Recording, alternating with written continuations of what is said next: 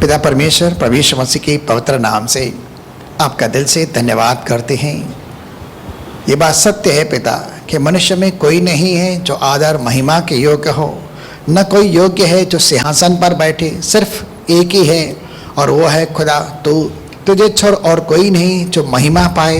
ये सारी स्तुति आराधना धन्यवाद के गीतों के साथ हम आपके प्रति अर्पित करते हैं और धन्यवाद करते हैं पिता कि इन दिनों के अंदर तूने दया कृपा करके तेरे लोगों के जिनमें आचर कर्म किया, उन्हें चंगा किया, उन्हें छुटकारा दिया और बड़ी बड़ी पढ़ाइयों से प्रभु एक्सीडेंट्स होने से उन्हें बचाकर आपने सुरक्षा दी। हम इन सब बातों के लिए आपका दिल से धन्यवाद करते हैं। धन्यवाद के साथ तेरे राज्य में तेरे द्वारा प्राप्त की गई कमाई का कुछ अंश तेरे निकट ले आते हैं। तेरे भवन में, तेरे भंडार में हमारे इन बेटों को स्वीकार करें पिता, और यीशु मसीह के नाम से जो कुछ जिन्होंने भी दिया है पिता, प्रभु प्रार्थना करते हैं कि उनकी भेंटों को आप स्वीकार करें, तेरे लहू में पवित्र ठहराएं। और यीशु मसीह जो हमारा महायाजक है, जो इन दिनों के अंदर भेंटें लेता है पिता, आज हम इन सारी भेंटें उसको देते हैं कि पिता उसके द्वारा ही हमारे जीवन के अंदर महान से महान और बड़ी से बड़ी प्रतिज्ञाएं पूरी हो पिता, चाहे वह पुराने नियम की बातें हो चाहे नए नियम के अंदर, क्योंकि मसीह यीशु हमारे लिए उत्तम वाचा का जामीन है। और आज दुआ करते हैं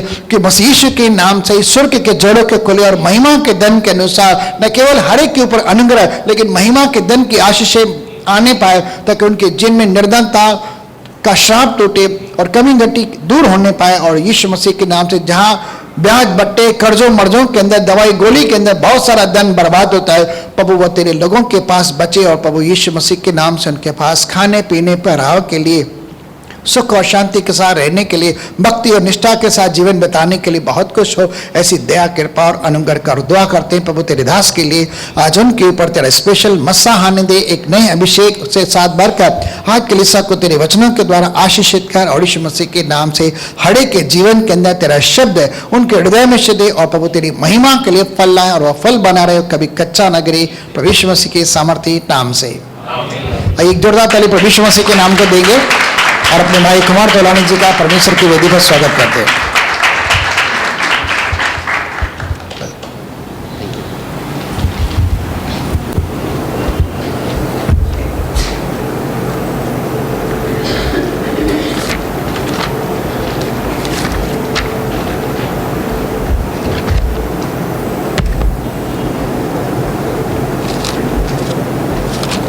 यूहन्ना रचित सुसमाचार 1 अध्याय उसका 16वां वचन 16 और 17। क्योंकि उसकी परिपूर्णता से हम सब ने प्राप्त किया, अर्थात अनुग्रह पर अनुग्रह। इसीलिए कि व्यवस्था तो मूसा के द्वारा दी गई, परंतु अनुग्रह और सच्चाई यीशु मसीह के द्वारा पहुंची। क्योंकि उसकी परिपूर्णता में से, किसकी परिपूर्णता में से? ये परिपूर्णता किसकी परिपूर्णता है? ये प्रभु यीशु मसीह की परिपूर्णता है। क्योंकि प्रभु यीशु मसीह की परिपूर्णता में से हम सब ने प्राप्त किया, अर्थात अनुग्रह पर अनुग्रह। बाइबल बताती है कि कोई भी व्यक्ति परमेश्वर के सामने कर्मों के द्वारा धर्मी नहीं बन सकता, चाहे उसके कर्म कितने भी अच्छे हों, वह परमेश्वर के सम्मुख धर्मी नहीं बन सकता। पौलुस कहता है इफिसियों 2:8 में, तुम्हारा उद्धार परमेश्वर के अनुग्रह के द्वारा हुआ है और यह कर्मों के द्वारा नहीं कि कोई प्राणी घमंड करे। हम उसके बनाए हुए हैं और मसीह यीशु में उन भले कामों के लिए सृजे गए हैं जो परमेश्वर ने आदि से हमारे लिए तैयार करके रखी हैं। और हम सब ने किससे प्राप्त किया है?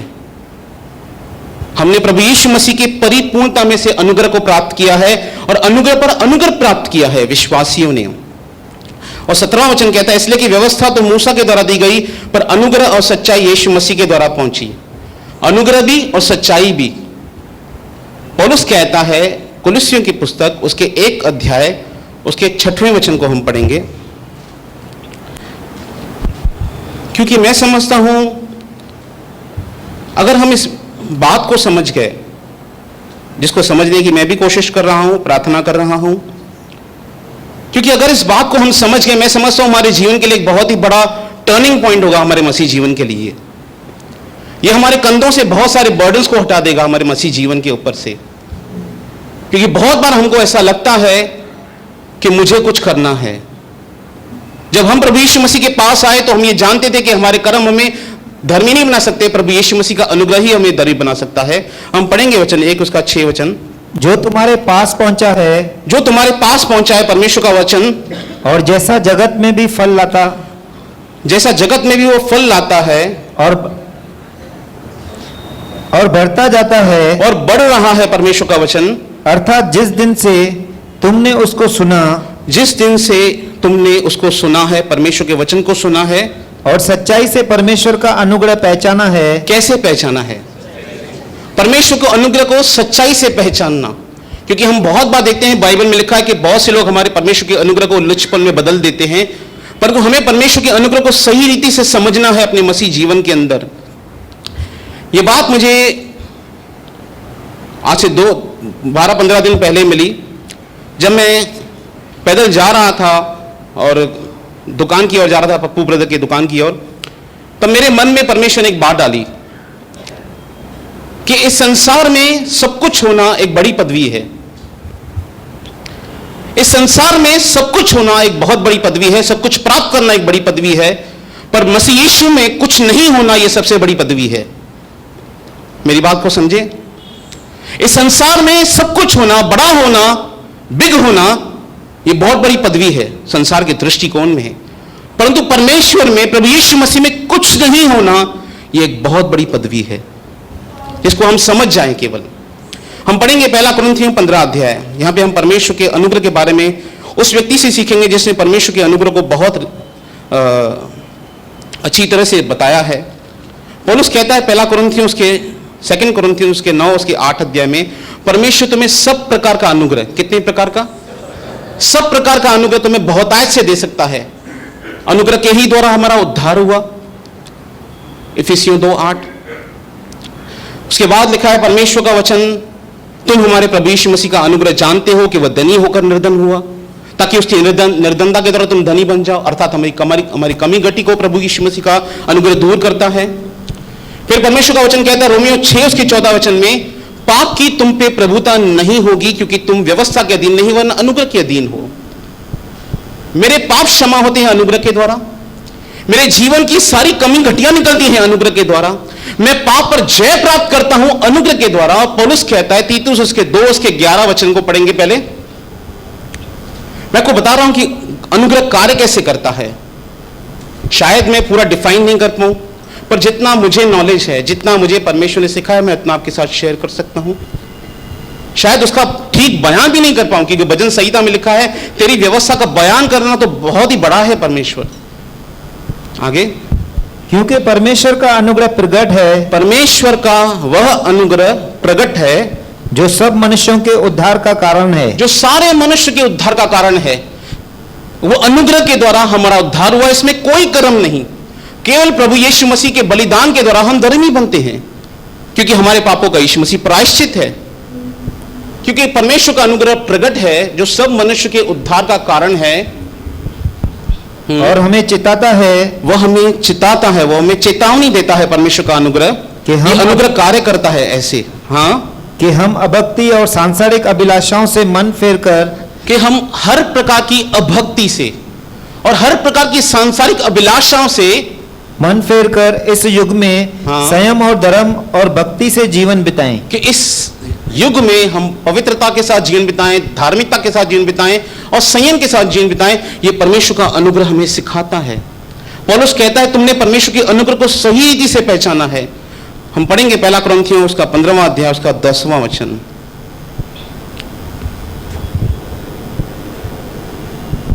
परंतु मैं जो कुछ भी हूं परमेश्वर के अनुग्रह से हूं, और उसका अनुग्रह जो मुझ पर हुआ वह व्यर्थ नहीं हुआ, परंतु मैंने उन सबसे बढ़कर परिश्रम भी किया, तो भी यह मेरी ओर से नहीं हुआ, परंतु परमेश्वर के अनुग्रह से जो मुझ पर था।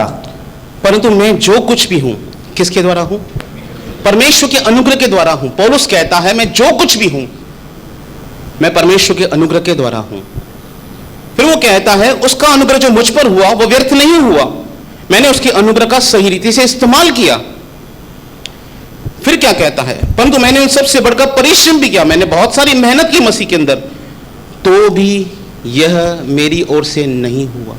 यह परमेश्वर का अनुग्रह है। पौलुस क्या समझाना चाहता है? बहुत बार जब हम मसीह में आ जाते तो हमें लगता है कि हमारा नॉलेज, हमारी मिनिस्ट्री, हम जो कुछ करें, जिस पद पे आज मैं हूं, मैं उसे डिजर्व करता हूं, मेरे टैलेंट की वजह से मैं यहां पर पहुंचा हूं, परमेश्वर ने टैलेंट दिया इसलिए मैं यहां पे पहुंचा हूं, मेरी मिनिस्ट्री इसलिए सक्सेसफुल हुई है क्योंकि परमेश्वर ने मुझे दिया, मैंने बहुत सारी मेहनत की। पर पौलुस इसका सारा श्रेय परमेश्वर के अनुग्रह को देता है। वो इस बात को दर्शाता है कि ये मेरी ओर से नहीं हो रहा है। अगर मैं सेवकाई में सफल हुआ हूं, अगर मैंने परमेश्वर के राज्य में बहुतायत से मेहनत की है, पहले तो यह अनुग्रह मुझे मिला, और जब परमेश्वर का अनुग्रह मुझे मिला तो मैंने उसके अनुग्रह का सही रीति से इस्तेमाल किया, मैंने मेहनत की। पर जब मैंने ये मेहनत की तो यह मेहनत भी परमेश्वर के अनुग्रह के कारण मेरे जीवन में हुई, क्योंकि पौलुस इस बात को कहता है, पहला कुरिन्थियों उसके 3 अध्याय। मेरे वाक्य को, मेरे इस उद्देश्य को समझिएगा, शायद समझने की कोशिश कीजिएगा। 3 अध्याय 5, 6 और 7। अपोलोस क्या है? अपोलोस क्या है? पौलुस कलीसिया को सिखाता है। और पौलुस क्या है? पौलुस क्या है? केवल सेवक। केवल सेवक हैं हम लोग।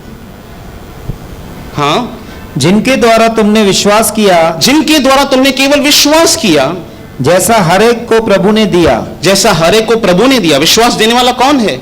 प्रभु देने वाला विश्वास है। लिखा है वहां पर लोगों ने अनुग्रह के कारण विश्वास किया।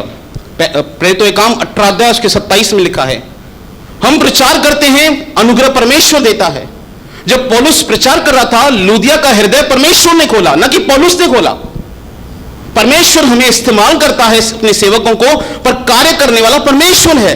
किसी व्यक्ति को परमेश्वर के अंदर लेकर आना और उनका हृदय परिवर्तन करना, यह हमारा काम नहीं है।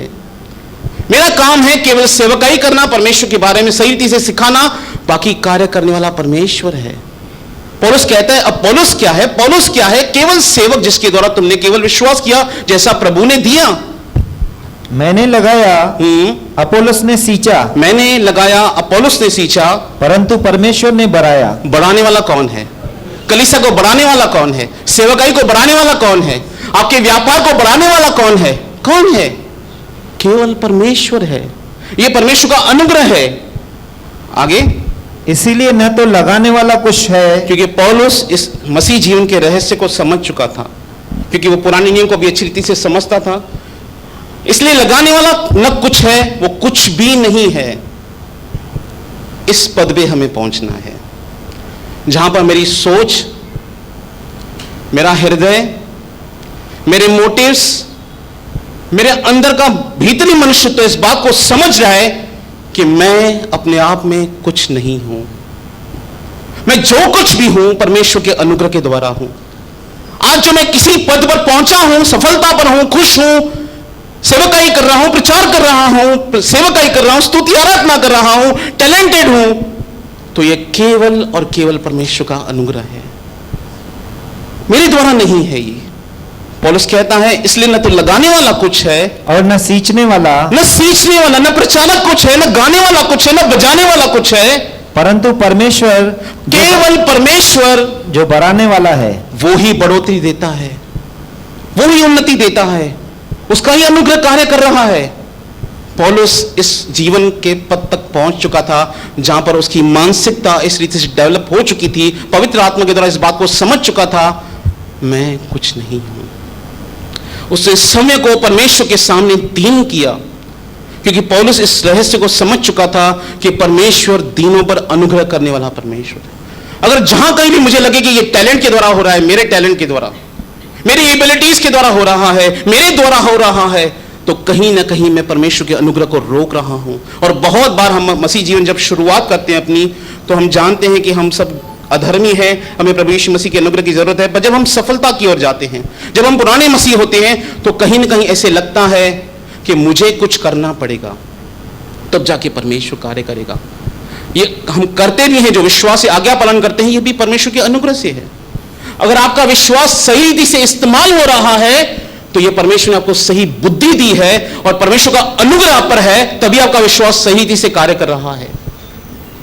यह भी अनुग्रह है परमेश्वर का कि आपका विश्वास कार्यशील हो रहा है, आपको समझ मिल गई है परमेश्वर के बारे में। यह आपके ऊपर परमेश्वर का अनुग्रह है, मेरे ऊपर परमेश्वर का अनुग्रह है, हम सब पर यह परमेश्वर का अनुग्रह है। यह कर्मों के द्वारा नहीं, मैं सिखाने क्या चाहता हूं, जैसे मैंने बताया कि जब मैं पैदल जा रहा था और किसी बात के लिए जा रहा था, तब मेरे हृदय में यह शब्द आया कि इस संसार में सब कुछ होना एक बहुत बड़ी पदवी है, पर प्रभु यीशु मसीह में कुछ नहीं होना, समय में शून्य हो जाना, अपने आप को कुछ नहीं समझना, यह एक बहुत बड़ी पदवी है। और जब आप उस कुछ नहीं के पद पर पहुंचेंगे, तब आप परमेश्वर के अनुग्रह को अपने जीवन में कार्य होते हुए देखेंगे। पौलुस कहता है, रोमियो उसके 11 उसके 6 में पढ़ेंगे,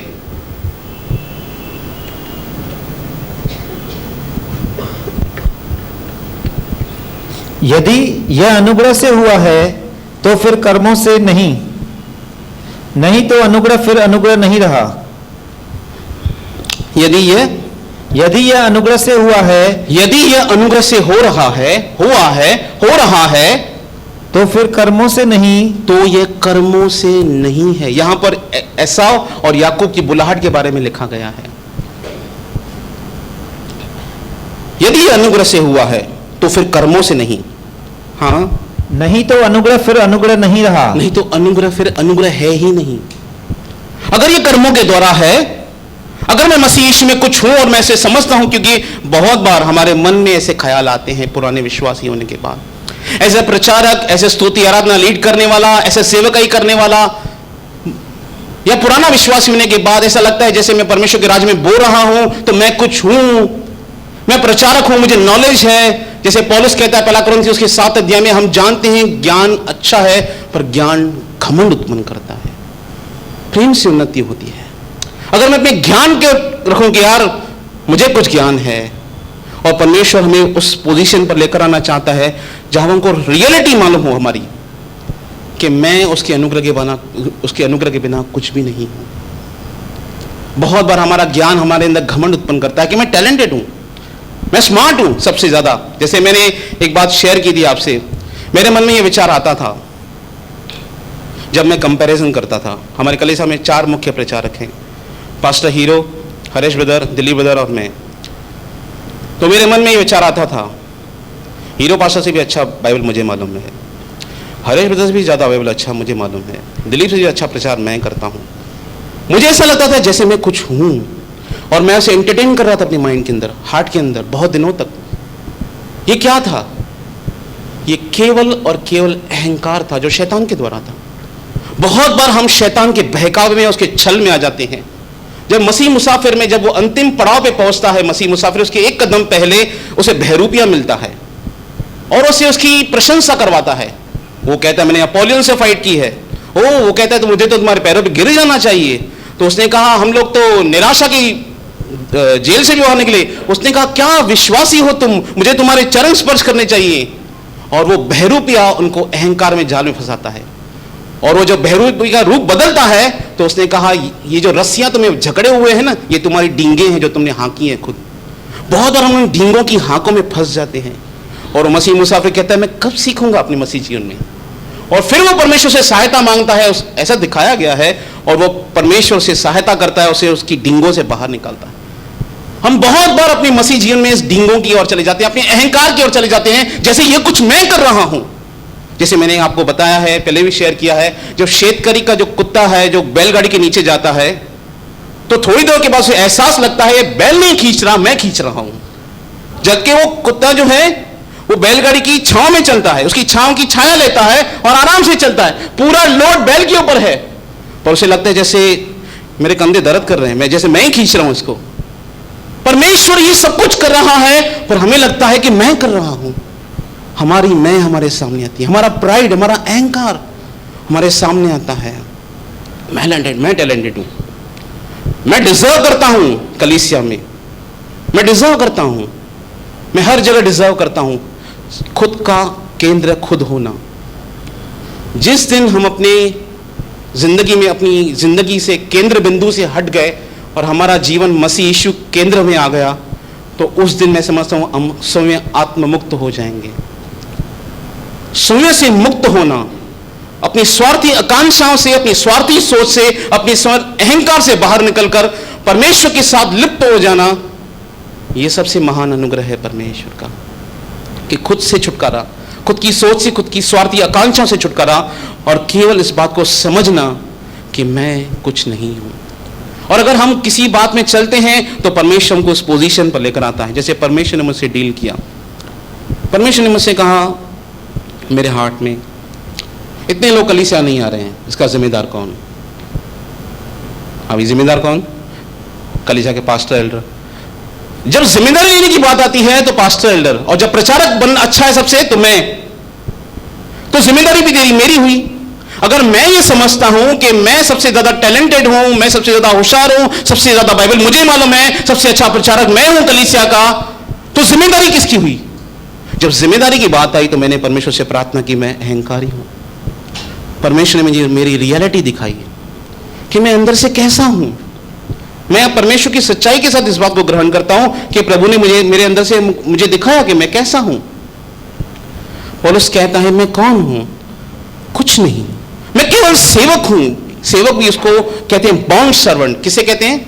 इंग्लिश में इसको वर्ड लिखा है बॉन्ड सर्वेंट, जहां पे लिखा गया है गुलाम। पुरानी व्यवस्था में जब कोई गुलाम बनाता था तो 7 साल तक उसकी गुलामी करता था, और जब 7 साल के बाद से गुलाम को छोड़ा जाता था, और यदि वो गुलाम अपने स्वामी के साथ रहना पसंद करता है और कहता है कि मैं आपकी सेवा हमेशा के लिए करूंगा, तो जो सेवक है और जो स्वामी है उसके कान में कील ठोकता था और कहता था कि तू हमेशा के लिए मेरा सेवक बना, अर्थात तू प्रेम से मेरा सेवक बना है। हम परमेश्वर के सेवक हैं, परंतु हृदय से परमेश्वर के सेवक हैं। पौलुस कहता है मैं परमेश्वर का सेवक हूं। इस मानसिकता पे आना, मैं कलीसिया का कोई ऐसा व्यक्ति नहीं हूं जहां पर मैं जैसा बोलूं वैसा ही होना चाहिए, नहीं, मैं एक सर्वेंट हूं। मुझे जो काम मिलेगा परमेश्वर के लिए मैं वो करूंगा। मुझे जो काम परमेश्वर के लिए सेवकाई के लिए मिलेगा, मिले न मिले, कोई पूछे न पूछे, कोई करे न करे, दूसरा करे न करे, मैं परमेश्वर का सेवक हूं, मैं कार्य करना चाहता हूं। यह मानसिकता पौलुस के अंदर थी, मैं कुछ नहीं हूं। इस बात को हमको समझना, और मैं समझता हूं कि जिस दिन इस बात को हम समझ गए, मैं समझता हूं उस दिन आप परमेश्वर के अनुग्रह को अपने जीवन में बहुत आयत से देखेंगे, और आपको परमेश्वर इस बात को रियलाइजेशन करेगा ये तेरे द्वारा नहीं हो रहा है, ये परमेश्वर के अनुग्रह के द्वारा हो रहा है। हम पढ़ेंगे एक वाक्य,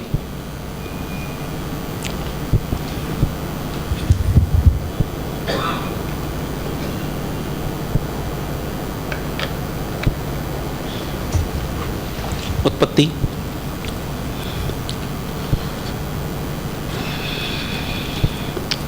32 अध्याय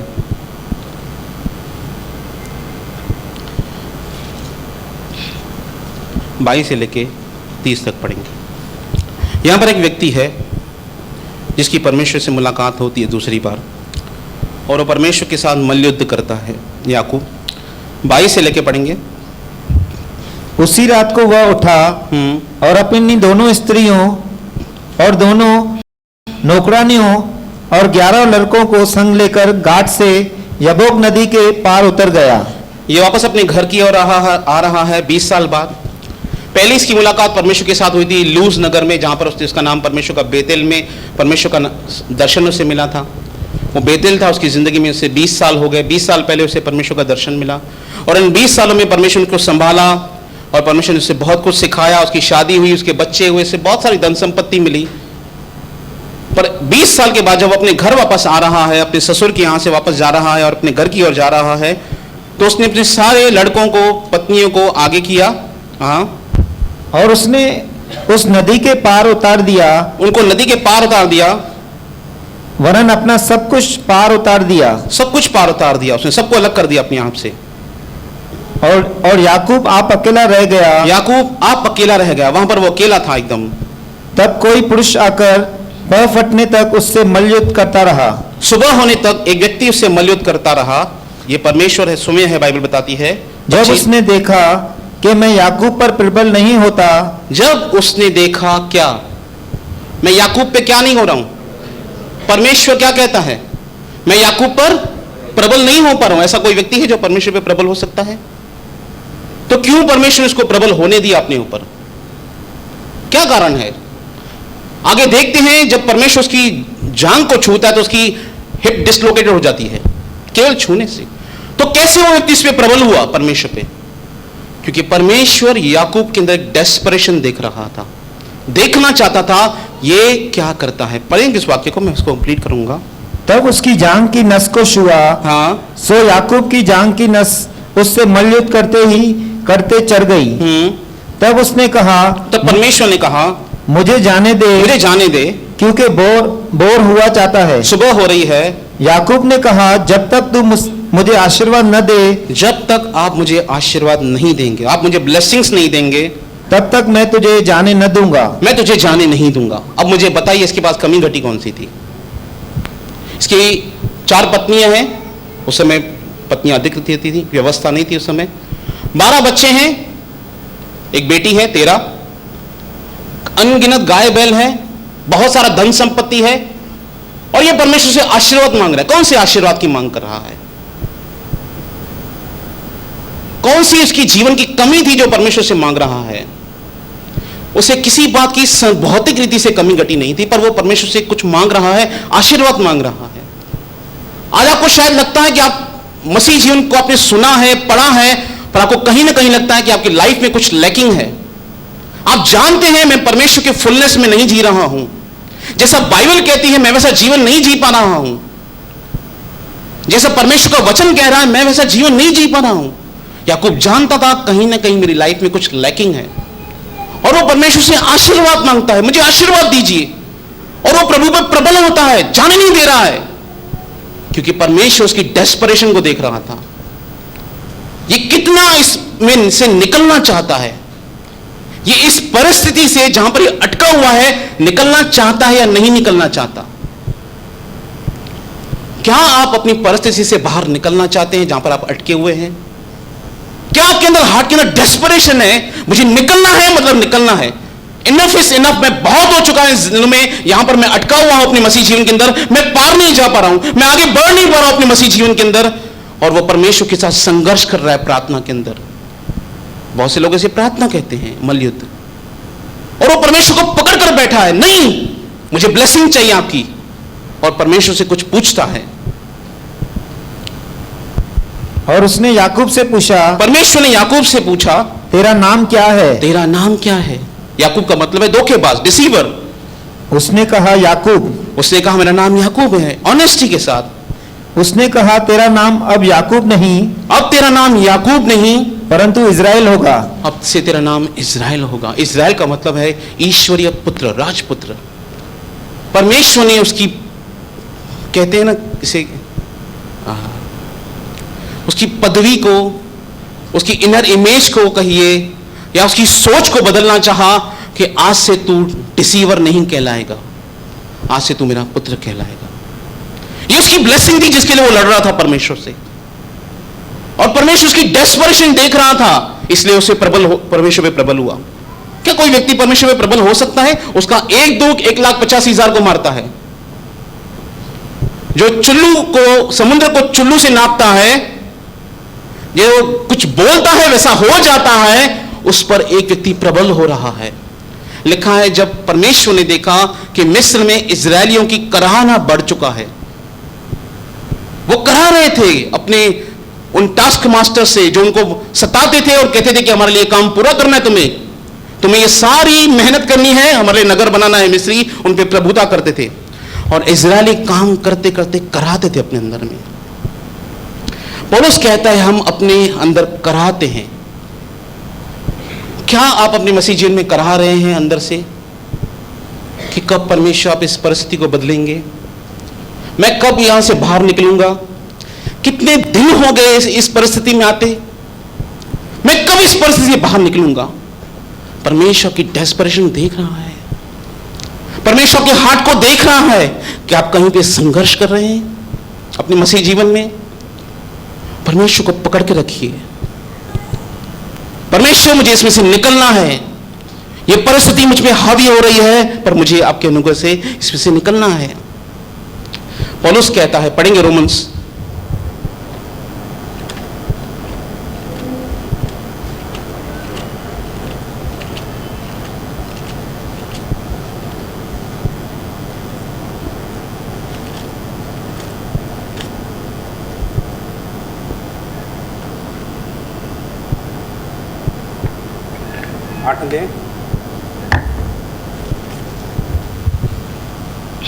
22-23। क्योंकि हम जानते हैं क्योंकि हम जानते हैं कि सारी सृष्टि अब तक मिलकर कराती और अब तक पीड़ा सारी सृष्टि मिलती क्या कर रही है? करा रही है। कराने का मतलब क्या है? कराता इंसान कौन है? कराना आपने कभी सुना है किसी का? क्या आपने कभी अनुभव किया है किसी के कराने को? क्या आपने बिस्तर पर लेटे हुए एक व्यक्ति को देखा है जिसकी पीड़ा हद से ज्यादा है और वो एक्सप्रेस नहीं कर पा रहा है अपनी तकलीफ को? और जब अपनी तकलीफ को एक्सप्रेस नहीं कर पाता है तो वो पीड़ा में कराता है। पौलुस कहता है सारी सृष्टि कराती है पीड़ाओं के अंदर।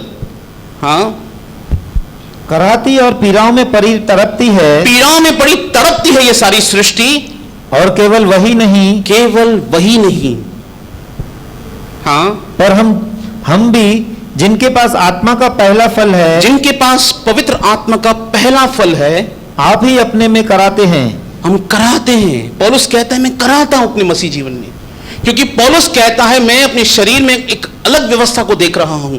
रोमन 7 चैप्टर में वो कहता है जिससे वो बाहर निकलना चाहता है। पौलुस की कराना यह था क्योंकि वो अपने इस शारीरिक देह से छुटकारा पाकर एक महिमा देह को चाहता था, और उस महिमा देह को प्राप्त करने के लिए इस शारीरिक देह में रहते हुए करा रहा है, पीड़ा में तड़प रहा है। क्या आप करा रहे हैं अंदर ही अंदर से? क्या आपका हृदय करा रहा है कि परमेश्वर बहुत दिन हो गए मैं इस परिस्थिति में अटका हुआ हूं, मुझे इसमें से निकलना है? यह आपके कर्मों के द्वारा नहीं होगा, यह परमेश्वर के अनुग्रह के द्वारा होगा।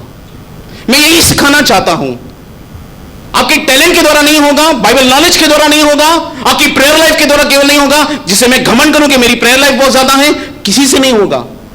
यह परमेश्वर के अनुग्रह से होगा। जब आप रियली परमेश्वर के सामने अपने आप को सरेंडर करेंगे, परमेश्वर मैं सचमुच कुछ नहीं हूं और मुझे इसमें से निकलना है, परमेश्वर आप मेरी सहायता करें। Hebrew 4 उसका 16 पढ़िए।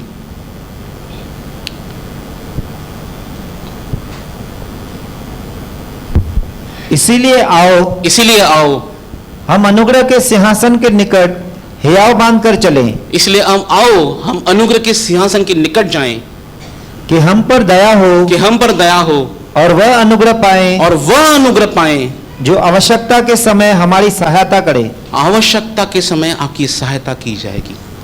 प्रत्येक विश्वासी की आवश्यकता के समय में सहायता जरूर पहुंचेगी। कैसे भी, किधर भी, कहां भी सहायता जरूर आएगी विश्वासी के ऊपर परमेश्वर की ओर से, जब वो परमेश्वर को पुकारता है। यहोशापात एक युद्ध में घिर गया और अहाब ने उससे अपने वस्त्र पहना दिए थे, ये लिखा है इतिहास की पुस्तक में। और सारे शत्रुओं को इंस्ट्रक्शन था केवल यहोशापात को मारना है, किसी को नहीं मारना। एक व्यक्ति को घात करना है, वॉर को फिनिश। सारी सेना ने यहोशापात को घेर लिया और यहोशापात ने परमेश्वर को पुकारा। बाइबल कहती है प्रभु ने उसके शत्रुओं का मन फेर दिया। भजन संहिता में लिखा है जब मैं प्रभु को पुकारूंगा मेरे शत्रु उल्टे फिरना शुरू हो जाएंगे। केवल परमेश्वर को पुकारने के द्वारा, हे परमेश्वर मेरी सहायता कर, अनुग्रह कर मुझ पर, और सारे शत्रुओं का मन फिरना शुरू किया। बाइबल कहती है सब ने यहोशापात को छोड़ दिया, सब दूसरी डायरेक्शन में चले गए और तब किसी ने यूं ही तीर चलाया और अहाब के अंदर चला गया। परमेश्वर का अनुग्रह आपकी हर जगह पे सहायता करेगा, हर जगह पर परमेश्वर आपको यह समझाना चाहता है, मुझे समझाना चाहता है कि यह तेरे द्वारा नहीं हो रहा है, यह तेरे टैलेंट के द्वारा नहीं हो रहा है, तेरी थिंकिंग से नहीं हो रहा है। और आज कहीं तू कहीं भी जो कुछ भी है, बिजनेस में सफल है, सेवकाई में सफल है, तुझे बाइबल समझ में आता है, तू प्रार्थनावादी है, तो यह मेरा अनुग्रह तुझ पर है इसलिए। और मैंने अपनी मसीह जीवन में एक बात को सीखा है और ट्राई कर रहा हूं उस पर चलने की। जैसे परमेश्वर ने मुझसे व्यवहार किया है, जैसे परमेश्वर ने मुझसे व्यवहार किया है, मेरा दायित्व है मैं अपने मसीहियों के साथ वैसा ही चलूं। कभी परमेश्वर ने मुझे ऐसा नहीं कहा ये विश्वासिया, उन्हीं इंसानों ने विश्वासिया, डरपोक। मैंने कभी परमेश्वर से ऐसे बात करते अपने लिए नहीं सुना। कभी परमेश्वर मुझे ह्यूमिलिएट नहीं किया सबके सामने, जबकि मैंने सिंसो किए ना। ऐसे नहीं कि मैं सिन नहीं किए अपने जीवन में, पाप नहीं किए। परमेश्वर चाहता तो भविष्यवक्ता भेज सकता था यहां पर और मेरे मन के विचार बता सकता था कि ये व्यक्ति पापी है या व्यभिचार करके आया है। परमेश्वर मुझे एक्सपोज नहीं किया। परमेश्वर ने मुझे हमेशा संभाला, ढांका, हिम्मत दी। तो मेरा भी काम यही है, जैसे परमेश्वर ने मुझसे व्यवहार किया है, मैं अपने साथियों के साथ वैसा ही व्यवहार करूं। मेरे साथी विश्वासियों के साथ मैं वैसा ही व्यवहार करूं जैसा परमेश्वर ने मुझसे व्यवहार किया है। जैसे उसने मुझ पर दया की है, वैसे ही मुझे उन पर भी दया करनी है जो मेरे साथ हैं। मैंने परमेश्वर के विरुद्ध कितने सारे पाप किए हैं और मुझे परमेश्वर के द्वारा अनुग्रह और क्षमा मिली है, तो मेरा दायित्व तो यही है कि मैं उनके साथ भी वैसा ही करूं। नहीं कि मैं कमेंट करूं, यार हेदा विश्वासी दियन झूना जीवन का डिसीजन जो, ये मेरी ड्यूटी नहीं है। ये मेरी ड्यूटी में नहीं आता कि मैं इसके लिए किसी के लिए ऐसे कमेंट्स पास करूं। ये मेरी ड्यूटी में नहीं आता। ये परमेश्वर और उसका संबंध है, वो जाने और परमेश्वर जाने। मेरा दायित्व है उसके लिए प्रार्थना करना। अगर मैं किसी भाई को ऐसा पाप करते हुए देख रहा हूं, मेरा काम है उसके लिए प्रार्थना करना। क्या आपने प्रार्थना किया? क्या मैंने प्रार्थना किया? अपने आप से सवाल पूछे। तभी जब आप किसी के लिए क्रिटिसाइज करने के लिए मन में सवाल पूछते हैं, आप किसी को देखते हैं ये बराबर नहीं गा रहा, ये बराबर प्रचार नहीं कर रहा, क्या आपने उसके लिए प्रार्थना किया? कंप्लेन कर रहे हैं, क्या हमने उसके लिए प्रार्थना किया? जैसे परमेश्वर ने व्यवहार किया है, एग्जैक्टली हमें वैसा ही व्यवहार करना है जैसा हमने उसे सीखा है। जैसे यीशु मसीह कहते थे, मैं अपनी ओर से कुछ नहीं करता, जैसे अपने पिता को देखता हूं वैसा ही मैं करता हूं। जैसे परमेश्वर ने आपके साथ व्यवहार किया है, कितनों के साथ परमेश्वर ने भलाई का व्यवहार किया है? हाथ खड़ा करेंगे। कितनों के साथ परमेश्वर ने भलाई का व्यवहार किया है? क्या आपको परमेश्वर ने एक्सपोज किया? आपके पापों को एक्सपोज किया? आपके इनर थॉट्स को एक्सपोज किया? नहीं किया। मेरा काम क्या है? जैसे उसने मुझसे ग्रेशियसली डील किया है, मेरा काम है मैं भी ग्रेशियसली डील करूं लोगों के साथ। ये आप तब समझेंगे जब आप उन परिस्थितियों से शायद निकले। शायद मेरे प्रचार के द्वारा आप समझें, न समझें तो मैं प्रार्थना करूंगा, पर समझें तो आपके लिए लाभदायक है। क्या कहता है याकूब? 32 में आएंगे वापस।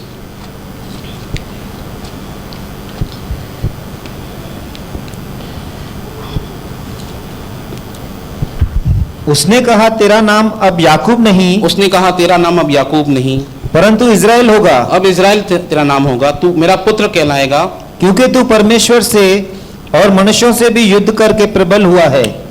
तू मनुष्य पे भी प्रबल हुआ है, तू मुझ पे भी प्रबल हुआ है। याकूब ने कहा, मैं विनती करता हूं, मुझे अपना नाम बता। मुझे अपना नाम बताइए, वो पूछता है। उसने कहा, तू मेरा नाम क्यों पूछता है? तू मेरा नाम क्यों पूछता है? तब उसने उसको वही आशीर्वाद दिया। तब उसने उसको वही आशीर्वाद दिया। तब याकूब उसको नाम तो बताया, पर उसको नाम नहीं बताया। क्या ही बड़ी बात है कि परमेश्वर ने 4000 साल तक अपना नाम किसी को नहीं बताया। 4000 साल यहोवा नाम उसका नाम नहीं है। मैं जो हूं सो हूं। इसका सही अनुवाद है प्रभु।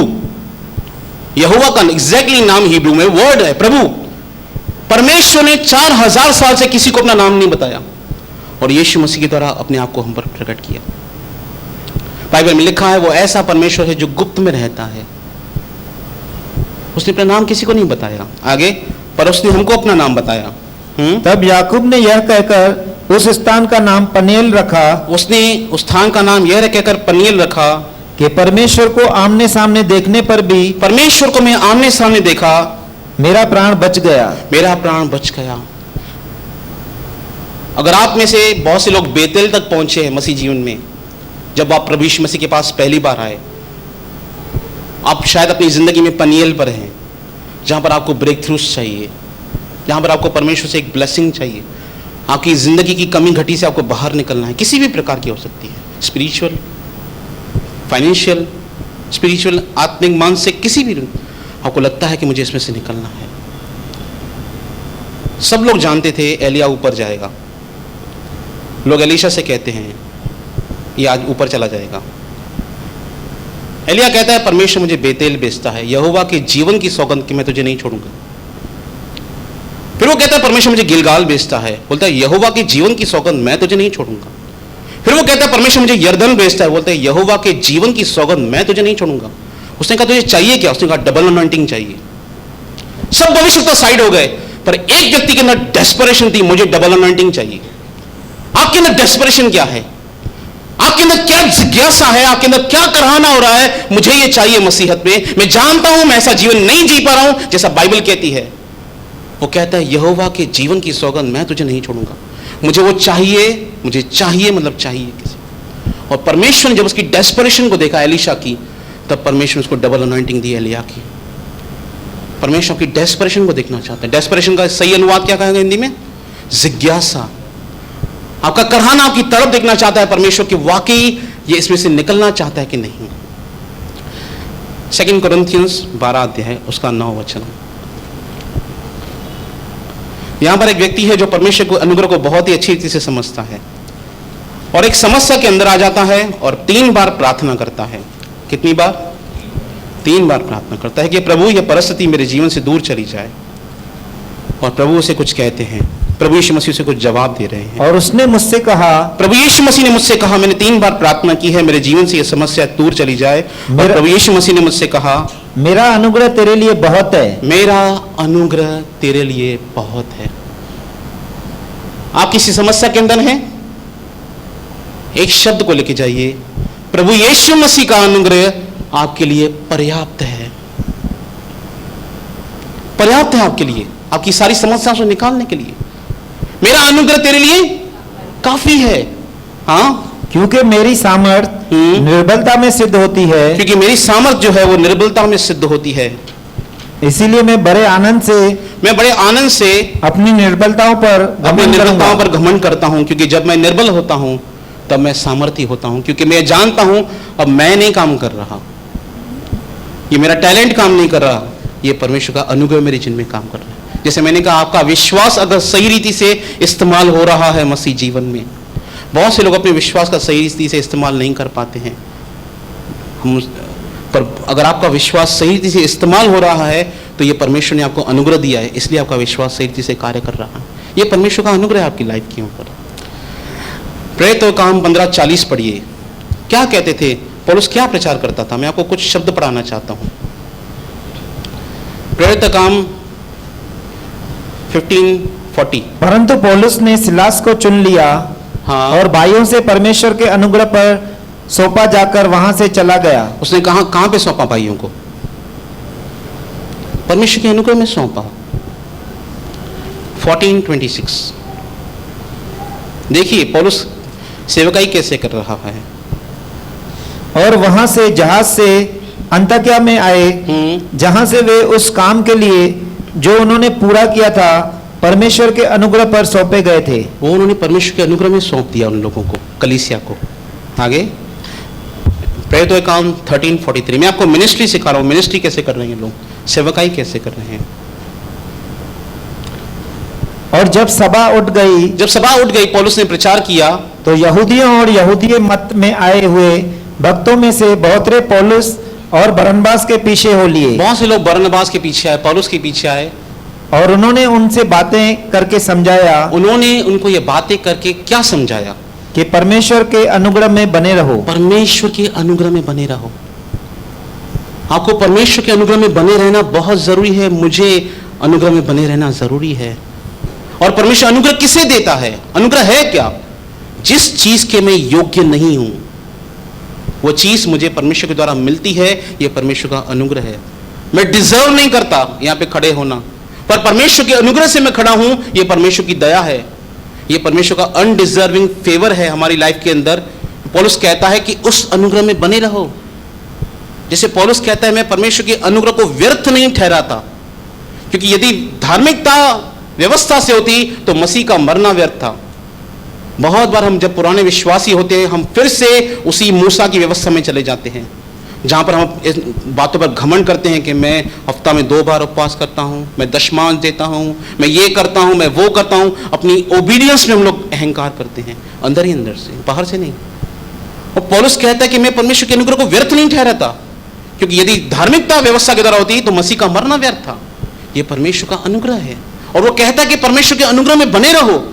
दूसरा तीमुथियुस उसके दूसरे अध्याय उसके पहले वचन में पौलुस कहता है तीमुथियुस से, परमेश्वर के अनुग्रह में बलवंत बन, क्योंकि तू परमेश्वर के अनुग्रह में बलवंत बनेगा तो तुझ पे पाप की प्रभुता नहीं होगी। तू किसी प्रकार की कमी घटी में जीवन नहीं जिएगा। तेरे सारे धर्म परमेश्वर के द्वारा क्षमा किए जाएंगे और परमेश्वर तुझे सफलता देगा हर जगह पे। वो कहता है परमेश्वर के अनुग्रह में बलवंत हो जा। प्रेरितों के काम 20:32। मैं आपको ये सब वचन क्यों पढ़ा रहा हूं? मैं सिखाना चाहता हूं पौलुस की मानसिकता क्या थी और वो कैसे अनुग्रह को समझता था। और अब मैं तुम्हें परमेश्वर को अब मैं तुमको परमेश्वर को और उसके अनुग्रह के वचन को सौंप देता हूँ, मैं तुमको परमेश्वर के अनुग्रह के वचन को सौंप देता हूं। जो तुम्हारी उन्नति कर सकता है। कौन उन्नति कर सकता है? कोई व्यक्ति आपकी आत्मिक उन्नति नहीं कर सकता। किसी ब्रदर के साथ संगति करके आपकी आत्मिक उन्नति नहीं हो सकती जितना आपकी परमेश्वर के साथ संगति करके हो सकती है। इसके वचन पर पढ़िए, उसको वचन पढ़िए। मैं तुमको परमेश्वर के उस अनुग्रह के वचन को सौंप देता हूं और सब पवित्रों में साझी करके मीरास दे सकता हूँ। वो तुम्हें मीरास दे सकता है परमेश्वर का वचन। तुम परमेश्वर के अनुग्रह में बने रहो। और ये अनुग्रह कब आएगा? जब हम इस बात को समझेंगे कि मैं कुछ नहीं हूं। और ये मानसिकता कैसे डेवलप होगी? बोल तो दिया आसानी से, 40-50 मिनट सुना भी सही अच्छे से, पर ये वर्किंग कैसे करता है? प्रोवर्ब्स, नीति वचन 8 अध्याय उसका 11वां वचन ध्यान से सुनिए। नीति वचन 8 अध्याय 11, 12, 13। क्योंकि बुद्धि मूंगे से भी अच्छी है, क्योंकि बुद्धि मूंगे से भी अच्छी है, और सारी मनभावनी वस्तुओं में कोई भी उसके तुल्य नहीं है। सारी मन भावनी वस्तुओं में से कोई भी उसके तुल्य नहीं। बुद्धि इतनी अच्छी है। मैं जो बुद्धि हूँ सो चतुराई में वास करती हूँ। मैं चतुराई में वास करती हूँ। विजडम ऑफ गॉड कहती है। और ज्ञान और विवेक को प्राप्त करती हूँ। मैं किसे प्राप्त करती हूँ? मैं जो परमेश्वर की बुद्धि हूँ, मैं ज्ञान को प्राप्त करती हूँ, मैं विवेक को प्राप्त करती हूँ, गुड कॉन्शियस को प्राप्त करती हूँ। यहोवा का भय मानना बुराई से बैर रखना है। प्रभु का भय मानना बुराई से बैर रखना है। घमंड, अहंकार और बुरी चाल से और उलटफेर की बात से भी मैं बैर रखती हूँ। मैं कैसे अहंकार से बाहर निकल सकता हूँ? बाइबल कहती है यदि तुम में किसी को बुद्धि की घटी है तो प्रभु से मांगे।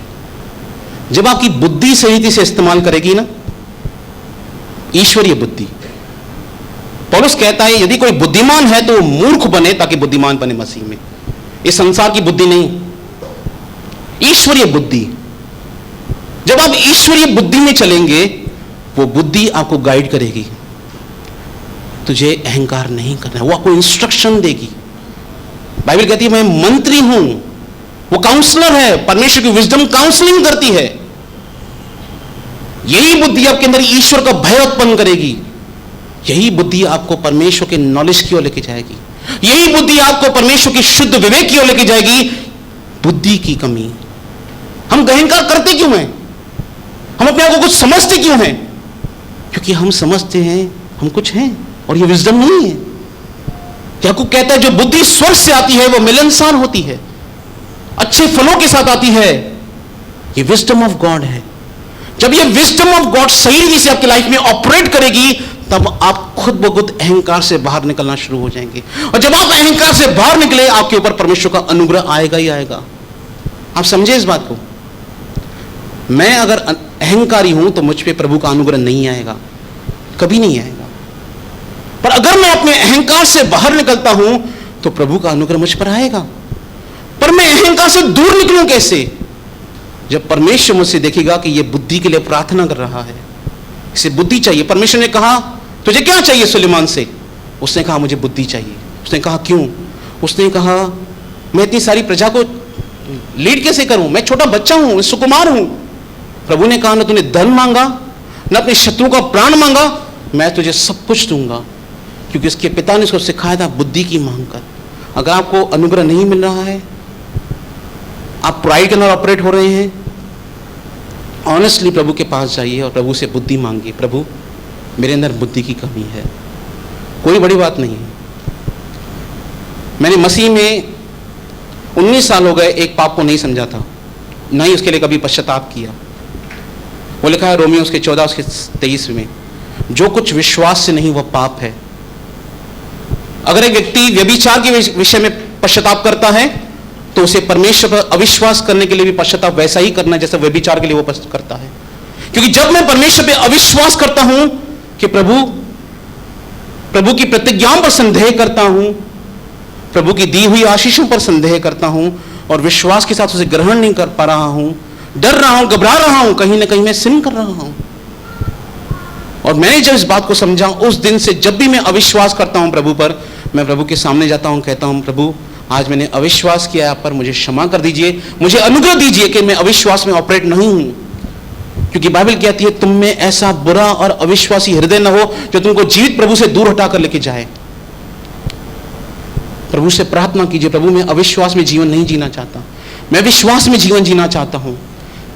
और विश्वास परमेश्वर के द्वारा आता है, वो अनुग्रह के द्वारा आता है, उसके प्रेम के द्वारा आता है।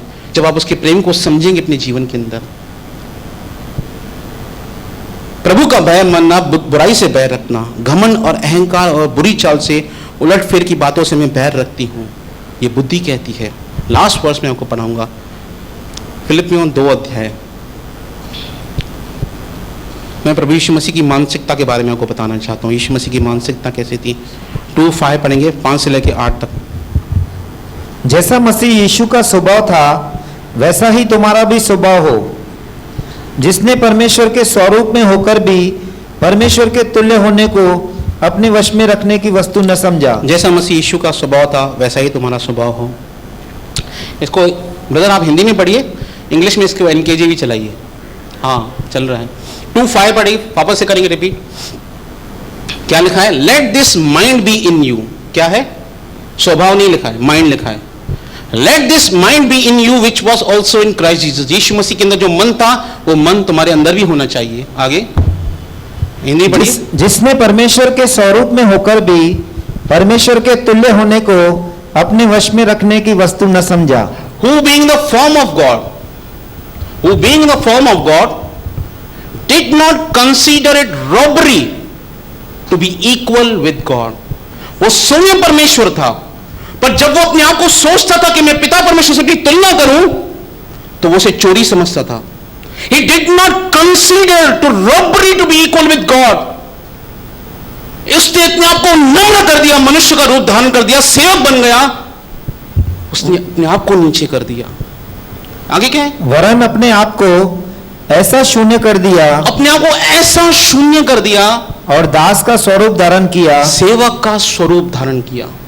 स्वामी का रूप धारण करके नहीं आया, सेवक का रूप। मानसिकता देखिए उसकी मनोदशा देखिए। आगे, और मनुष्य की समानता में हो गया। But made himself of no reputation. मूसा हाथ न मिलाई, मुखे पंहिंजे फंक्शन सॾ न कराई, इन चीजों में नहीं। मुझे उसने बुलाया नहीं, उसने मेरी बेइज्जती की, उसने मेरे साथ ऐसा व्यवहार किया। He made himself of no reputation, taking the form of a bond servant, गुलाम का स्वरूप धारण किया, coming in the likeness of man. ईश्वर अपनी गद्दी छोड़कर नीचे आ रहा है और शैतान स्वरदूत होने के बाद ही ईश्वर बनना चाहता है। यह फर्क है अहंकार और नम्रता में।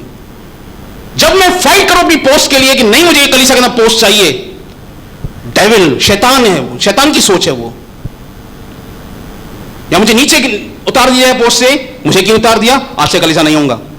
डेविल शैतान की सोच। और यीशु मसीह अपनी ईश्वरीय गद्दी नीचे आता है छोड़ के और मनुष्य का रूप धारण करता है। नो रेप्यूटेशन, कोई इज्जत दे ना दे मैं बुरा नहीं मानूंगा, शैतान कहे बुरा नहीं मानूंगा, पागल कहे बुरा नहीं मानूंगा। नो रेप्यूटेशन, इस मानसिकता पे हमें आना है। But made himself of no reputation, taking the form of a bond servant, coming in the likeness of man. अपने आप को शून्य किया उसने। दूसरों को शून्य आप नहीं कर सकते। एक अच्छी बात बताऊं मसीह जीवन में, आप दूसरों को कहकर कभी बदल नहीं सकते। बदलना है तो अपने आप को बदलना है। आज का वचन उसके लिए था, यह सुनता तो आज नम्र हो जाता। उसके लिए नहीं है, आपके लिए है। बदलना आपको है। मुझे अपने मसीह जीवन कैसे जीना है? जबकि वो परमेश्वर था, उसने अपने आप को शून्य किया, उसने अपने आप को नम्र किया। लास्ट वचन आगे पढ़ेंगे। और मनुष्य के रूप में प्रकट होकर अपने आप को दीन किया। He humbled himself। उसने क्या किया? नम्र बनना किसके हाथ में है? हमारे हाथ में है। प्रधानमंत्री आए तो कैसे बात करेंगे? नम्रता से बात करेंगे। कोई दूसरा आए तो कैसे बात करेंगे? ये हमारे ऊपर है। हम जानते हैं इसके साथ ऐसा बात किया, जीएसटी वाले से गलत बात किया, फाइन लगा देगा। हम जानते हैं ये हमारी माइंडसेट्स हैं। किसी सरकारी अधिकारी से बात किया ऐसे, मैं जानता हूं मेरा क्या हश्र होने वाला है। हम सोच कैलकुलेट करके और अपने से कम वाले को कैसे दबाते हैं, ये हमारे ऊपर है।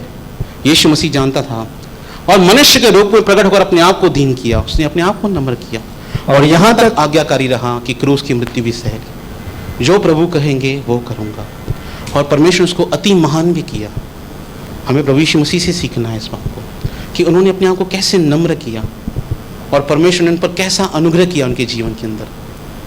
और जब हम इस बात को समझेंगे, ये अनुग्रह के द्वारा हो रहा है, न कि कार्यों के द्वारा। और अनुग्रह उस व्यक्ति को मिलेगा जो अपने आप को नम्र करेगा। और नम्रता मैं कैसे धारण करूं? जब मैं बुद्धि से प्रार्थना करूं और बुद्धि से चलूं। अगर बुद्धि की कमी है तो बुद्धि मांगूं परमेश्वर से, हे परमेश्वर मुझ पर दया कर। क्या आप याकूब के समान डेस्परेट हैं किसी चीज के लिए, निकलना चाहते हैं? परमेश्वर डेस्परेट है आपको उसमें से निकालने के लिए। अगर आप डेस्परेट हैं उसमें से निकलने के लिए, प्रभु आपकी सहायता जरूर करेगा।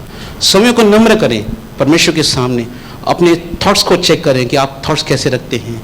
नम्र बने, दीन बने और परमेश्वर के अनुग्रह को प्राप्त करें। और जो सारे वचन सुने गए हैं, मैं नहीं समझा, मैंने जैसे कहा, शायद मैं आपको परमेश्वर के सारे अनुग्रह के बारे में नहीं समझा पाऊँ। जितना मुझे नॉलेज है मैं इतना शेयर कर पाऊंगा आपके साथ। पर यही कहूँगा, परमेश्वर के अनुग्रह में बने रहें। वचनों को पढ़िए, मनन कीजिए परमेश्वर का वचन क्या कहता है। प्रभु के साथ सच्चाई के साथ चलिए। प्रभु आपको आशीष करें।